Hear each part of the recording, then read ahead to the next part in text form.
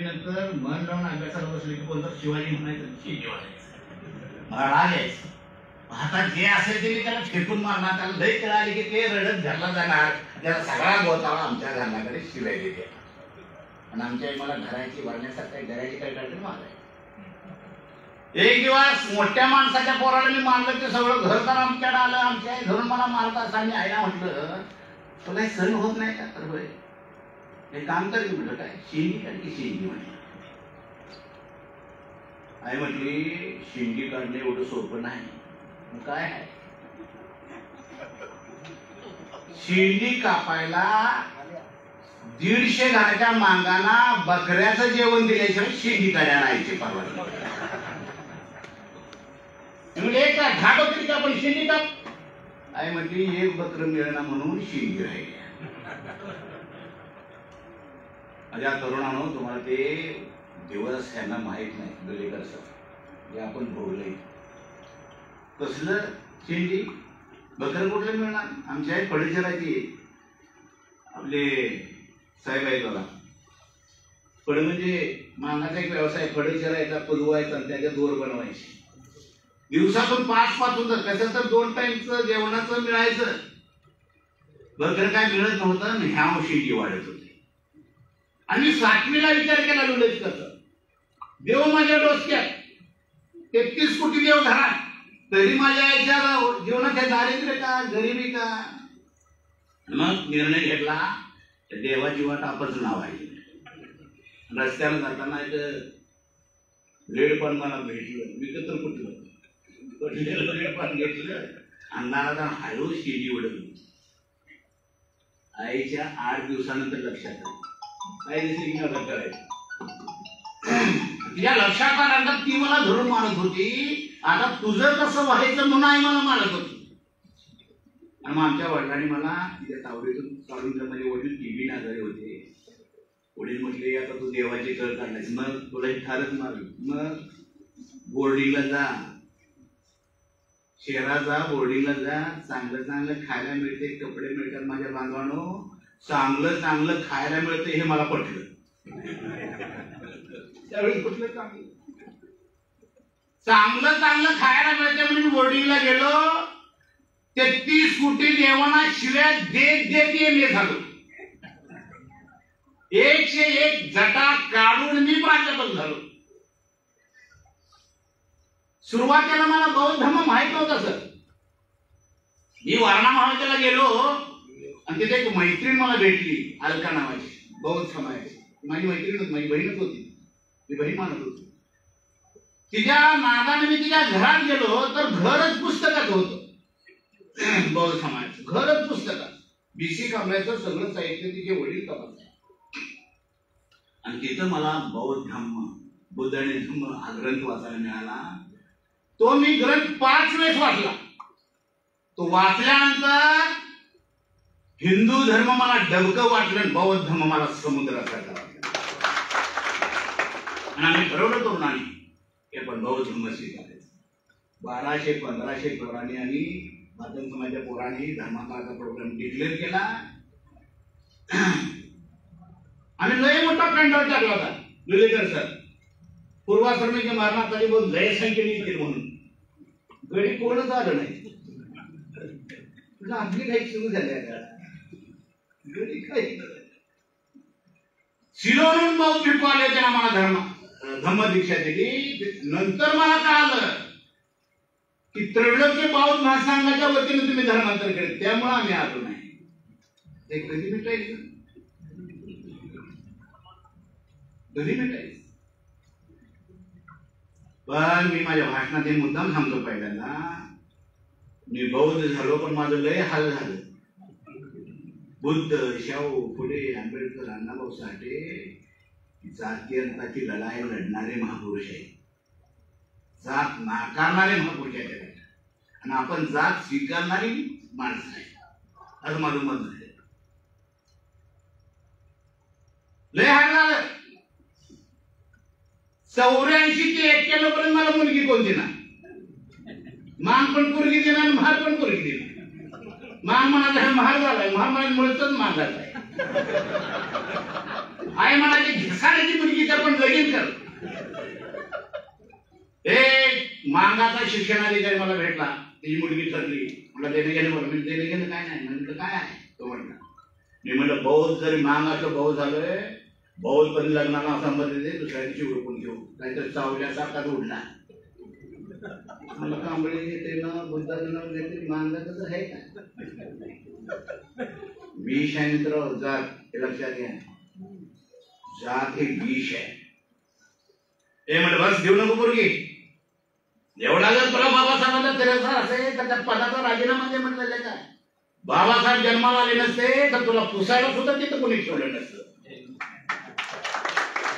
आणि खरं आहे, लई शिकलेले नोकरदार आणले, शिकलाय का म्हणून लई देत नाही म्हणून नोकऱ्या लागलेल्या आहेत. सत्य पूर्वाश्रमीचे महाराज बुद्धाकडे वळलं, फरला भक्ती प्राचार्य डायरेक्ट माहिती गाठी. कांबळे म्हणला या म्हणजे दुसऱ्या दिवशी घरी. दुसऱ्या दिवशी गेलो तर तिचा म्हातारा दांडते घेऊनच बसला. आम्हाला कसं होतं म्हटलं, तुझ्या गावात पाहुणा आहेत मला, फोन केला, तू महाराज आहेस, महाराजा नाही पोरगी कसं बोललाय. बाबासाहेब म्हणजे अण्णामध्ये मला जमात राज्य करते होईल आणि बुद्ध देश बुद्ध करायचे. दोन विषयावर आपल्याला लढलं पाहिजे साहित्य. अण्णामध्ये माझी जमात राज्य करते बनाईल ना, देश मला बुद्ध करायचा आहे. ह्या दोन विषयावर आता लढलं पाहिजे. हिंदुत्वाला हारायचं हरवायचं असेल तर, कारण का त्याचा बेस हिंदुत्वाद आहे. बीजेपीचा बेस हिंदुत्वाद आहे. तुमचा बेस काय आहे? त्याच्यासाठी बाबासाहेबांना बौद्ध धर्म दिला नाही तुम्हाला. पण मला मुलगी दिली एका मांगानं. तिची पोरगी बेकार होती, शिकून 4 वर्ष बेकार. त्यावेळेस लोकसभा विधानसभा लढलो होतो, VTC माझ्या प्रचाराला आले, नाव मोठं झालं. पोरगी 4 वर्ष बेकार, नोकरी तेवढं बघा. जाताला का म्हटलं करा, लग्नाचं म्हटलं. त्याला माहित नव्हतं मी मांगाचा आहे. म्हटलं त्याला महाराज.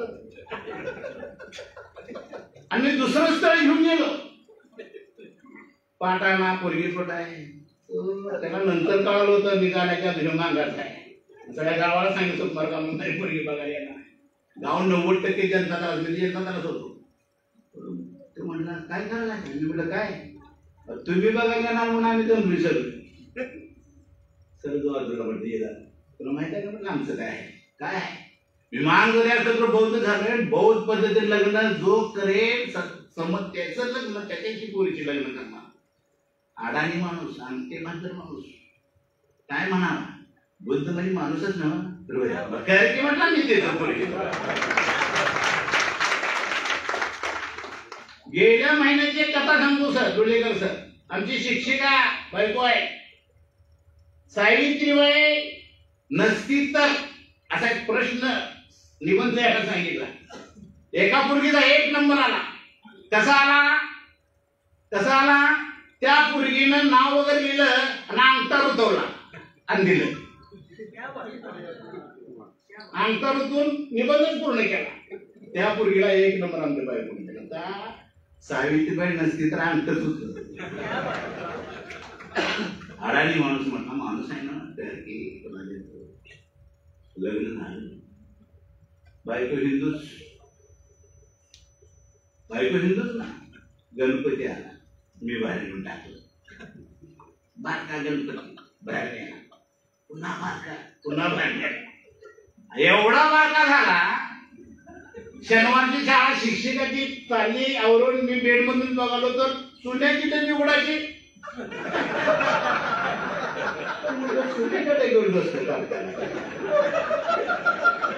मी त्याला जाऊ दिलं तर चुन्याच्या डबेत गणपती. असू नका कुठं तर आहे तुमचं. काढा ते पुढच्या टीव्हीला देऊ नका.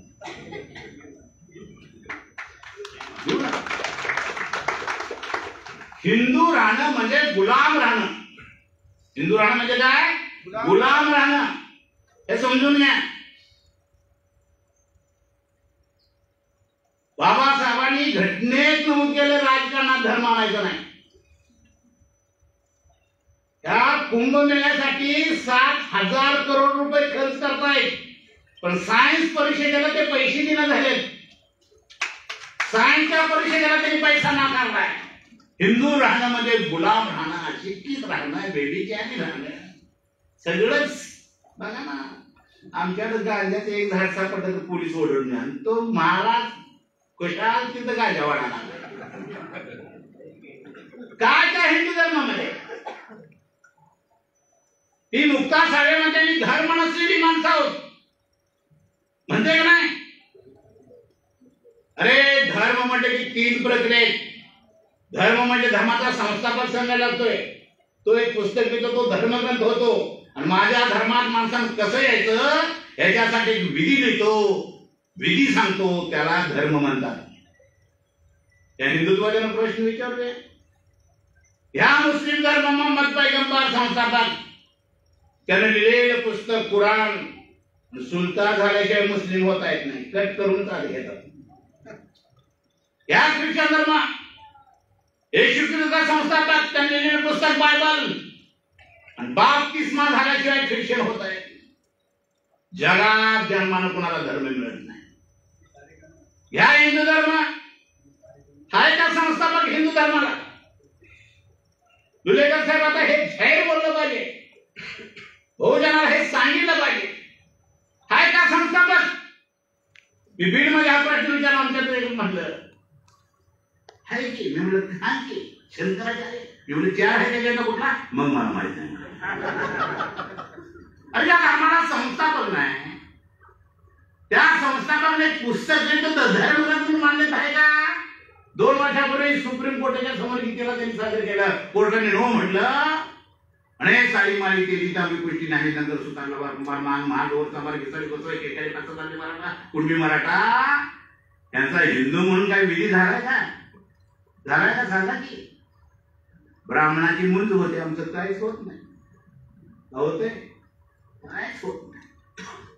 तरी आम्ही हिंदू महान हिंदू ढोर हिंदू कांबर हिंदू महान जाय की त्या हिंदूला. जो धर्मच नाही ते आमच्या डोक्यावर मारला जातो. मृत्यूनंतरच कारस्थान आमच्या डोक्यावर मारलं जात आहे. तर म्हणते तेव्हा बौद्ध धर्म म्हणजे जन्म ते मृत्यू या दरम्यानच विचार आहे माणसाचा. मृत्यूनंतरच बघा त्यांच्या मातीला जावा कावळ्याचीच वाट बघाय मृत्यूनंतर. आणि म्हणून मित्रांनो हे धर्माचं भूत आमच्या डोक्यावर मारायचं चाललंय. त्याच्यामध्ये बरेचसेच आपले तरुण अडकत चालले. सारखं मला तरुण येईना झाले. माझा मुलगा मला म्हटला तुम्ही बौद्ध धर्म सांगताय, तरुणांच्यासाठी तुमच्याकडे काय कार्यक्रम आहे. तिकडं दही अंडे आहे, तिकडं कुंभमेळा आहे, सगळंच आहे, तुमच्याकडे काय आहे. त्याच्यावर सुद्धा आता आपण सर ऋषिकेश कांबळेचं संशोधन करावं लागेल. तरुण अडकत चाललं. आणि म्हणून माझ्या बांधवांनो ही हिंदू ही संकल्पना आपल्याला नाकारावी लागेल. आणि आज नावाला माझी जमात राज्यकर्ती बनेल हे बाबासाहेबांचं वाक्य आहे का नाही. आज नावाला माझी जात राज्यकर्ती बनेल असं म्हटलेलं नाही. हा फरक आहे त्याच्यातला. जमात जात त्याच्यात फरक आहे. आणि आज काढलाय जात फक्त जमातीचा अर्थ उत्तर प्रदेशमध्ये कांशीरामनं घेतला. उत्तर प्रदेशमध्ये कांशीरामने घेतला, जमात कलेक्ट केली. आणि मायावती 4 वेळेस मुख्यमंत्री झाली का नाही. झाली का नाही. महाराष्ट्रात आमच्या हातात कटोर आले की नगरसेवक ते मुख्यमंत्री काय करते. बाबासाहेबांचा विचार कटोर घेणारा नाही, तुम्हाला सत्ता बनवणारा विचार आहे, राज्य सत्ता घेण्याचा विचार आहे. त्याच्यावर कधी विचार करणार का नाही. बाबासाहेबांनी 56 धर्मांतर केलं. दुसऱ्या दिवशी पत्रकार परिषद राजकारणाची घेतल्या बाबासाहेबांनी. हे समजून घ्या. दुसऱ्या दिवशी घेतल्या. स्वप्न होतं बाबासाहेबांचं. हे देशाचे साडी माळी केली तमिळ गोष्टी नाही झगड सुद्धा लला कुमार महान ढोर कमाल घिसाडी बसवाई केकडी पासपास Maratha Kunbi Maratha SC ST OBC असतील त्यांना ह्या ब्राह्मण अवस्थेने चटके दिले झटके दिले. त्यांना पिळले दळले. हे कधी तर जागृत होतील, अभ्यास करतील आणि हा हिंदू धर्म नाकारून ब्राह्मण धर्म नाकारून बुद्धाचा मार्ग पकडतील. आणि या देशाचे 85% समाज 85% लोक बौद्ध झाले तर बाबासाहेबांनी इकडे मताचा अधिकार दिलाय. नुसता टाकायला नव्हतं, मत टाकायला नव्हतं, बरोबर नाही. आपण लढवायला सुद्धा दिलाय. जर 85% समाज बौद्ध झाला तर सत्ता कुणाची? सत्ता कुणाची? महाबौद्ध राष्ट्रपती तर होईल, महाबौद्ध पंतप्रधान तर होईल, धनगर बौद्ध वनमंत्री तर होईल. आता आपलं कोणच नाही आहे का? कोणच नाही तुमचं सत्तेत. हे लक्षात घ्या. तुमच्या विचाराचा एकही माणूस सत्तेत गेलेला आहे आणि म्हणून मत महत्वाचं आहे. लुलेकर सरांनी जे मत मांडलं त्याच्या पुढे जर त्याचा उपाय का असेल तर ते फक्त मत आहे, दुसरा मार्ग नाही. आता आंदोलन मोर्चे काढून काय वाटत त्याच्यात काय फरक पडत नाही. ते निभार झाले, निर्बुद्ध झाले, ते हिंदुत्वाला अडकले, ते कुणाचं ऐकून घेत नाही. तुम्ही गुलाम राहिले पाहिजे याच्यासाठी ते प्रयत्न करतायत. 1.25 वर्ष दिल्लीच्या सीमेवर शेतकरी बसला. 1.25 वर्ष घटना सांगते त्याकडे मोठं आंदोलन सुरू झालं तर पंतप्रधानांना तिथे जाऊन चर्चा करून तो प्रश्न सोडवायचा असतो. 750 शेतकरी मेले, पंतप्रधान तिथे गेलेला नाही. हे सगळी आंदोलन तुमची बोतट झालेले, ते त्याला दाद देत नाही. आता एकच हातात शिल्लक राहिले ते म्हणजे मत. तसं मी प्रत्येक विषयात अभियोग घेतला. मत महत्वाचं आहे. आणि मत कुणाला चाललंय? आहे का? आमचं घडी निवडूनच येत नाही. मताचं गाडलं मोठं आमचं. परुण राज्य करतोय, परुण गाडीला काढून झाकं नाही, परुण ते राज्य करतोय. 3.5% भारत हा नुसता नकाशा नाही. 3.5% ब्राह्मण, 12.5% मराठा, 52% ओबीसी, 13% एससी, 7.5% एसटी, 10-12 अल्पसंख्याक असा भारत आहे. आणि अशा भारताचं नेतृत्व 3.5% वाले करतायत. हे लक्षात घ्या. लुलेकर सर म्हटले पैशानं मत घ्या. बाबासाहेब म्हटले मत म्हणजे तुझा स्वाभिमान आहे. मत म्हणजे तुझा स्वाभिमान आहे. मत म्हणजे स्वतःचा संसार सुखी करण्याचं ते साधन आहे. असं हे मत डॉक्टर बाबासाहेब आंबेडकरांनी दिलं. तो बिल पास झालं. ते बिल पास झालं तर बाबासाहेबांना खूप आनंद झाला, खुश होते बाबासाहेब. त्यांचा एक सहकारी म्हटलं मिस्टर आंबेडकर खूप आनंदित आहे. काय झालंय? बाबासाहेब म्हटले राजा चांगला राजा, राजाचा वर्ग राजा, ही प्रकरणे उद्ध्वस्त केली. जो 21 वर्षाचा स्त्री पुरुष असेल त्याला मी मताचा अधिकार देऊन आले म्हणून मला आनंद झालाय. तुम्हाला काय फरक पडणार आहे? बाबासाहेब म्हटले एखाद्या झोपडीची मत आपल्या बाळाच्या पाण्याची दोरी हातात घेऊन होत असताना स्वप्न बघेल आज ना मला हा माझा झोपडीचा पोरगा या देशाचा पंतप्रधान होईल, राष्ट्रपती होईल, स्वप्न घेऊन आले. झालाय का? होतोय का? फार महत्व आहे मित्रांनो मताला. मत पेटीतून राजा येतोय पण ते मत ते विकत घ्यायले. मी गेल्या इलेक्शनला लुलेकर सर जयसिंग पटेल गेलो मावस बहिणीकडे. ती म्हणजे लई दिवसांचा दादा आलाय, सर बस मी मतदान करून येते. जाताना तिच्या पायात पंजा नव्हतं, येताना वाजवतच आहे. जाताना पंजा वाजवत 5,000 मिळाले, पंजाने घेऊन आले.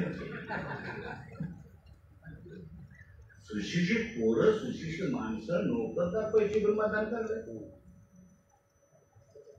कसा होणार देश बौद्ध? कशी जमात राज्यकर्ते होणार?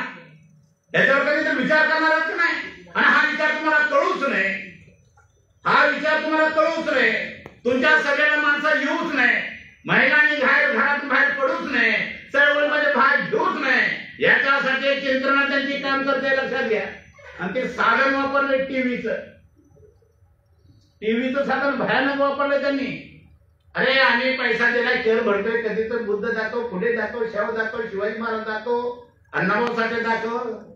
घर घर की कहाणी, सासबकी प्रवृत्ती, पवित्र दिसता, रात्रीचा खेळ चालले. आई कुठं काय करते? सर्विस आई काढल्या पण आई कुठं काय करते? साहित्य काय नाही. आपले सर हे साहित्यच आहे ना. आई कुठं काय करते? आता लय लमाची आणि सिरियल आली. आता कशासाठी? कोण लिहितं हे? कुठले साहित्यिक आहे? त्यांचा काय उद्देश आहे? हे जे दिल्लीत होणारं मराठी साहित्य संमेलन हे असं साहित्य संमेलन आहे. हे आमचं साहित्य संमेलन नाही सर. कुणाला पुरस्कार ते देत नाहीत पुरस्काराला. आम्हाला ओरडा लागला, आंदोलन केलं त्यांनी महाराष्ट्रभर. अण्णाभाऊ साठेंचं नाव तर त्या स्टेजला द्या. विचार करू म्हटले. जगविख्यात साहित्यिक सत्यशोधक अण्णाभाऊ साठे, त्याचं नाव द्या म्हणते आम्ही साहित्य संमेलनाच्या कुठल्या तर नाही म्हणतात. विचार करू, तुमचं ते साहित्य संमेलन नाही. देशपांडे नावाचे एक साहित्यिक आहे, तिनं 50 साहित्यिकांची यादी डिक्लेअर केली. त्याच्यात अण्णाभाऊचं नाव नाही. शाहू फुले आंबेडकर सोडा पण अण्णाभाऊचं नाव नाही. आणि प्रश्न विचारला, जगविख्यात साहित्यिक अण्णाभाऊ साठे, त्याचं का नाव नाही? ती म्हणते अण्णाभाऊंची साहित्यिक भाषा आमच्या साहित्यशास्त्रात बसत नाही. कुसुमावती देशपांडे. कुसुमावती देशपांडे. आता त्याच्यात कशी बसेल ती साहित्य भाषा? तिचं असं मत आहे, घोड्याला अश्व म्हणणारा आमचा साहित्यिक, घोड्याला घोडा म्हणणारा साहित्यिक नाही. आणि आम्ही घोड्याला घोडाच म्हणतोय. हे दिल्लीचं सगळं साहित्य संमेलन हे बहुजन विरोधी साहित्य संमेलन आहे. 98व साहित्य संमेलन आहे. म्हणजे स्वातंत्र्याच्या पूर्वी सुद्धा तेच होतं. स्वातंत्र्यपूर्व काळापासून साहित्य संमेलन आहे त्यांची. 98 आहे ते. टोटल प्युअर साहित्य संमेलनचे ब्राह्मणांचं आहे. ब्राह्मणी भाषा तुम्हाला माहित आहे. आमचे जे आता काय नाव तुमचं डोळसे सर जी भाषा आहे ना, ती ब्राह्मणी भाषा आहे. प्युअर ती भाषा बोलणारा साहित्यिक, घोड्याला घोडा म्हणणारा साहित्यिक नाही. आणि आमचं फुले शाहू आंबेडकर अण्णाभाऊ साहित्यिक यांचं घोड्याला घोडा म्हणणारा साहित्यिक. आमचं दुःख आम्ही मानतोय ना, तर म्हणजे ते काय आमचं मानणार आम्ही साहित्यातून, तुझा कशाला मांडू? ह्या सगळ्यावर तुम्हाला विचार करावा लागेल. प्रस्थापितांच्या विरोधात तुम्हाला बंड करावं लागेल. हिंदुत्वाच्या विरोधात तुम्हाला बंड करावं लागेल. आणि त्यांची लक्षणं आपल्या अंगावर, आपल्या वसाहतीमध्ये, आपल्या घरात दिसतात का म्हणे, याची सुद्धा तुम्हाला चर्चा करावी लागेल. याच्यावर सुद्धा निर्णय घ्यावा लागेल. बरोबर नाही? एका गावात गेलतो माझ्या भाषणाला. माणसं मध्ये उठून दुसरीकडे पळत. आणि काय झाले? अंगात आले म्हणजे आमच्या वसाहतीत अंगात आले. बघूया तर म्हटलं देव कसा आहे. गेलो, झोपडीत बाई घुमा लागल्या. झोपडीत घुमा लागल्या. आणि अंगात तर कुणाच्या येतंय? जी बाई आंघोळ करत नाही, तोंडात तंबाखूचा तोबरा घुमत्या. आणि घुमता घुमता ती बाई काय म्हणजे देव सूर का मारायला? घुमता एवढे सूर का मारतोय? झोपडीत बघितलं तर दोरीवर चाण्या टाकल्या. चाण्या म्हणजे मटणाच्या दोऱ्या. मांजर जवळ चालले. मांजर तोंडाला केलं की मांजर बाजूला. ते असलं देव तुमच्या घरात नको आहे. का बाबासाहेब म्हणे देव नाकारा?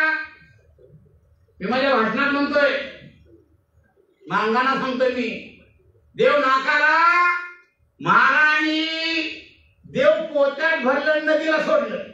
मांगाने वताला जाऊन आडलं, खडा करून बसवलं. देव शनी नाकारलं, त्याचं वय वाटोळ व्हायला पाहिजे. बघा नाही घडी सूट बूट कोट काय. ज्यानं देव स्वीकारलं त्याचं वध वाटोळ व्हायला. म्हणून ती चळवळ सगळ्या अंगाने अभ्यासून तरुणांनी त्याच्या विरोधात बंद केलं पाहिजे. मी सांगतो तरुणांनो, ही वेळ अटीतटीची वेळ आहे. मला खात्री आहे तुमचा मॉब बघून घटना बदलणाऱ्या आणि हिंदुस्थान राष्ट्र डिक्लेअर करणाऱ्याला शक्यच नाही. जर त्यांनी तो प्रयोग केला तर पळता भुई त्यांची होईल थोडी.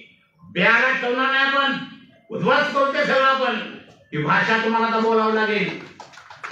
ही भाषा तुम्हाला बोलावं.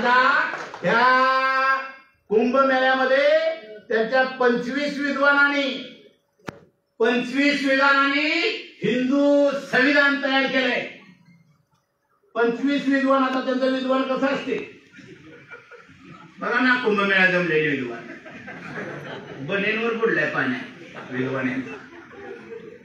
तो गृहमंत्री बुडवले त्याला बुडत नव्हतं ते मणिकाला धरले बुडवलं. अशा विद्वानांनी 25 विद्वानांनी हिंदू संविधान बनवलंय आणि ते केंद्राला सादर केले आणि 35 पर्यंत हिंदू राष्ट्र डिक्लेअर करा असा आग्रह आहे त्याचा.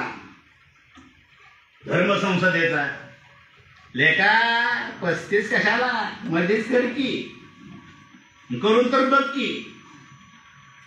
मी अभिमानाने सांगतो मित्रांनो, हे करत नाही तर 25 ला ते करणार होते 100 वर्षानंतर. पुढे ढकलय का त्याला माहित आहे जर हे आम्ही काहीतरी केलं तर प्रचंड मोठा विरोध फक्त आंबेडकरवादीच करू शकतात. त्यांच्यासाठी तुम्हाला घाबरून ते डिक्लेअर करणार नाही. त्याला त्या लिहा तो फ्लो कसाच राहू दे. आज नावाने एक जमात राज्यकर्ते बनेल. जमातीचं प्रदर्शन स्टेजवर होऊ दे. कमळे सर जमात दिसली पाहिजे स्टेजवर. ना ऐकणाऱ्यामध्ये पण जमात दिसली पाहिजे. दिसली पाहिजे का नाही. कारण ते विष जातीचं. गाडगे महाराजांना दाढी करताना नानाने विचारलं कोणाचा का तो. गाडगे महाराज मी माणूस. गाडगे महाराज काय म्हटले मी माणूस. पण तू कुणाचा का फार मी माणूस. आपण माणूस आहोत आणि माणूस होण्यासाठी बाबासाहेबांनी जन्म दिलेला आहे. बुद्ध जन्म म्हणजे काय माणूस होणं आणि माणसाचं सुखदुःख बघून माणसासाठी काय केलं पाहिजे कसं वागलं पाहिजे हा सांगणारा विचार म्हणजे गौतम बुद्धाचा जन्म आहे. जन्म तिथे मृत्यू एवढाच टप्पा आहे आपला. स्वर्ग नरक आत्मा जन्म पुनर्जन्म सगळं थोतांड आहे. एक बुद्धाचं गोष्ट सांगतो तुम्हाला. नावं घेत नाहीत वेळ झालाय. स्वर्ग नरक आत्मा जन्म पुनर्जन्म याच्यावर बुद्ध बोलायचेच नाही. लोक चिडली ते का राजाकडे गेली म्हणजे तुम्ही भगवान गौतम फार विद्वान म्हणून सांगता पण स्वर्ग नरक आत्मा जन्म पुनर्जन्म बोलत नाही उत्तर. राजा म्हणजे शक्य नाही उत्तर असणार आहे. चला म्हणजे मी विचारतो. तो राजाला म्हटला तुम्हाला आम्ही विद्वान म्हणून तुमचा प्रचार करतोय पण स्वर्ग नरक आत्मा जन्म पुनर्जन्म तुम्ही बोलत का नाही. बुद्ध म्हणजे मला त्याच्यावर वेळ घालवायला मला वेळ नाही. तरी सुद्धा तुम्ही उत्तर दिलं पाहिजे. मग बुद्धांनी काय सांगावं. समाज आणणाऱ्या रात्री आपण चर्चा करत थांबलोय आणि अचानक तुला एक बाण येऊन बसला. खाली पडलास. बाण तुझ्या अंगात शिरल्यानंतर तू खाली पडलास. बाण काढणाऱ्या वेळेला तू म्हटला थांबा. बाण कुठल्या दिशेने आला तो सांगा. बाणाची काठी कोणी फासली ते सांगा. ती काठी कोणी बनवली ते सांगा. ते टोक कोणी तयार केले ते सांगा. टोकाला विष कोणी लावलं सांगा. विष कोणी तयार केलं ते सांगा. असं विचारत बसलं तर चिंता म्हटली. मग तो कुठला आहे माझा. तो बाण काढून तुला औषध करणं आणि तुला बरं करणं हे माझं काम आहे. कुठं आलंय कसं आलंय कोणी फासलं कोणी हे काय सापडणार काम आहे का. तसे स्वर्ग नरक आत्मा जन्म पुन्हा हे सापडणार काम आहे का. मंगळावर 2 वर्ष तरंगा लागल्या. तिला कुठं स्वर्ग दिसला असता का नाही. चंद्रावर आहे ना ती काय विल्यम काय ती नाव सुनीता विल्यम वरच अडकल्या. तिला कुठं स्वर्ग नरक दिसला असता नाही. हे सगळं पोताळ मित्र आपल्या डोक्यावर मानलं जातंय. ह्या सगळ्या महापुरुषांना आपण पूजतो याचं कारण त्यांनी काय बँका काढल्या म्हणून महापुरुष आहेत का. कारखाने काढले म्हणून महापुरुष आहेत का. MIDC काढले म्हणून महापुरुष आहेत का. बोलले कसं ही ब्राह्मणी व्यवस्था वर्णी व्यवस्था जाती व्यवस्था विषमतेची व्यवस्था ज्यांनी उद्ध्वस्त करून समतेची भाषा बोलली ते आपले महापुरुष आहेत लक्षात घ्या. ती व्यवस्था पुन्हा आपल्या डोक्यावर मानणं चाललंय.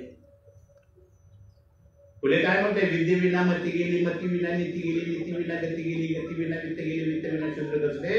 हे सगळे अनर्थ एका विद्येने केले. ते तर का म्हटले पुढे का ब्राह्मण मित्राच्या लग्नाला निमंत्रण होऊन गेले पण मायाचं काढत आमच्या लग्नात कसं धरलं ढकललं. पुढे ना लागलं पुढे एका झाडाखाली जाऊन रडत बसले आणि तिथं मागा महाराजा कांदा आला. मागं म्हणून म्हटले का रडतोयस. ढकललं म्हणून रडतोय. अरे म्हटले नुसतं ढकललं म्हणून रडतोयस. बरकी आमच्याकडे गळ्यात गाडी पाठीमागं पेसाठी लाल कपडा तरी आम्ही हसतोय ढकललं म्हणून रडतोय. कसं झालं पुढे ना रात्रभर झोपले ना अश्रू आटले चिंतन पडलं. मग चिंतनातून एक सिद्धांत बाहेर पडला. विद्ये विना मती गेली मती विना नीती गेली नीती विना गती गेली गती विना नीती गेली. हे सगळे अनर्थ एका विद्येने केले. पुढे जन्माला आले नसते तर अंगठाच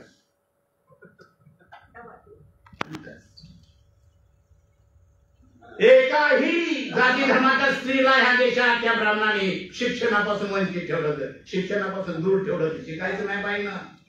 तुरण मुलं सांभाळ का स्पर्श बघितला का नाही? केसच भाजले बायकांचं. ही व्यवस्था माणसाला माणसातून नाकारणारी व्यवस्था होऊ शकते, धर्म होऊ शकतो.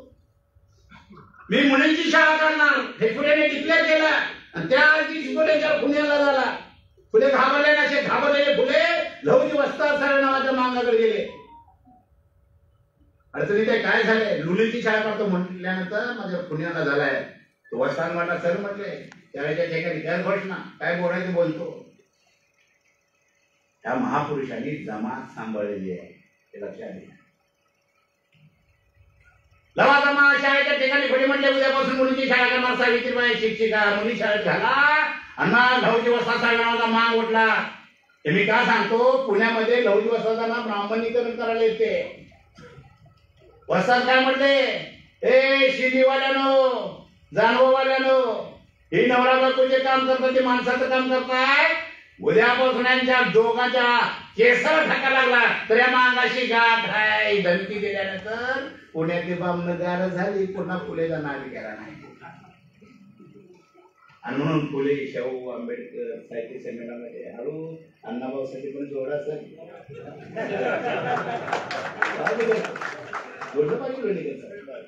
मांगताचारी तिला ऐकते का नाही.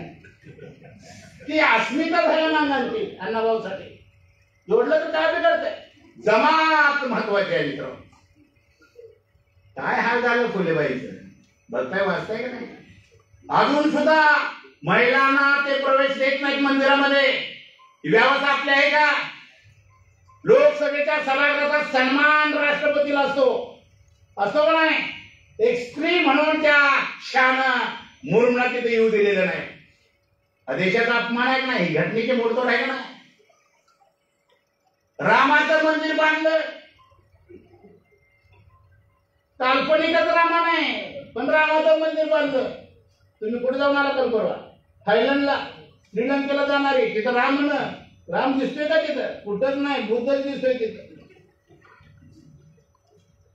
रामाचं मंदिर बांधलं ते विटाळे म्हणून स्त्री मुरुम राष्ट्रपतीला बोलवलं नाही मित्र. आणि आता तर काय म्हणतात, मंदिरात येताना ड्रेस कोडच पाहिजे. काय का तुझ्या पुजाऱ्याला ड्रेस कोड दे की, तो उघडणार ना आम्हाला ड्रेस कोड. ही सगळी वाक्य, ही संध्या संकल्पना, सगळे विचार ब्राह्मणवादी विचार आहे. तुम्हाला गुलाम बनवणारे विचार आहेत मित्र. त्या व्यवस्थेच्या विरोधात बुद्ध लढले. बुद्धाला सुद्धा शिक्षा केली म्हणून राज्याचा त्याग करावा लागला बुद्धांना. त्या विरोधात फुले लढले. फुलेला किती त्रास झाला. त्या विरोधात शाहू महाराज लढले. ते लक्षात घ्या. शाहू महाराजात वेदोक्त प्रकरण अडीच वर्षाचं वेदोक्त प्रकरण आहे. राजाच्या विधीमध्ये वेद म्हटला जातो, नागासोळी वेद पूर्ण म्हटलं जातं. हे जेव्हा शाहू महाराजांना कळालं, महाराज म्हटले राजा असताना माझी करा तर बहुतेक समाजात काय होत असेल. सगळी ब्राह्मण हाकलली, सगळी ब्राह्मण हाकलून दिली. त्याच्यातल्या सगळ्या जमिनी ताब्यात घेतल्या. या संस्थानिकामध्ये कोल्हापूरला जमिनीनं नाव आहे. मांकी, म्हाळकी, ढोलकी, हराकी, नाहकी, चापाकी अशी जमिनीनं नाव आहेत. मेळाचे गावचा मांगाचा पोरगा होतो. माझ्या समाजाला 156 एकर जमीन दिली शाहू महाराजांनी. जमिनी काढून घेतल्या, जमिनीचं फेरवाटप केलं. अनेक प्रसंग सांगतो शाहू महाराजांचा. शाहू महाराजांचा दौरा कुंभोजला होता आणि कर्मवीर अण्णांचा आदुळ कुंभोज